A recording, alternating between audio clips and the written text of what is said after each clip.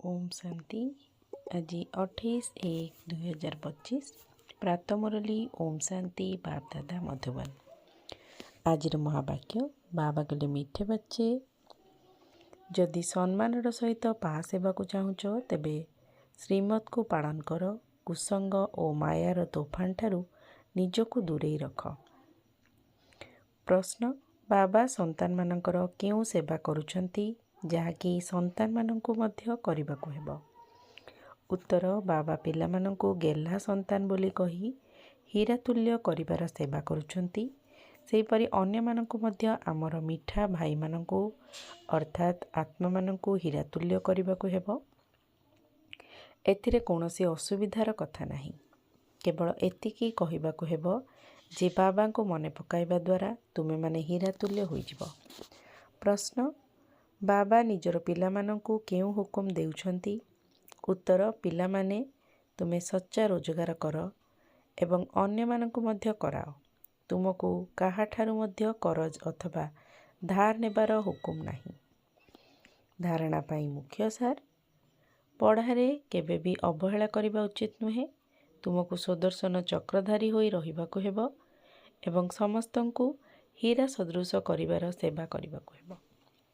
निजे सच्चा रोजगार करिबा सहित अन्य मानंकु मध्य कराइबाकु हेबो।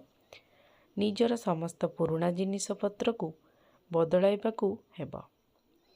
कुसंग ठारू निजको दूरेई रखिबाकु हेबो। वरदान जगतर ज्योति होई भक्त मानंकु दृष्टि द्वारा कृतार्थ करुथिबा दर्शनीय मूरत पाब। सारा विश्व तुम भली जगतर नयन मानंक ठारू दृष्टि नेबा पई अपेक्षा करी रहिछि। जेतेबेले तुमे जगतर ज्योति आत्मा माने निजर संपूर्ण स्थिति पर्यंत पहुँची जीव अर्थात संपूर्णतार आखि खोलिब सेतेबेले मात्र गोटिए सेकेंड रे विश्व परिवर्तन होइजिब। सेतेबेले तुमे दर्शनीय मूर्ति आत्मा माने निजर दृष्टि द्वारा भक्त आत्मा मानंकु कृतार्थ करि परिबो।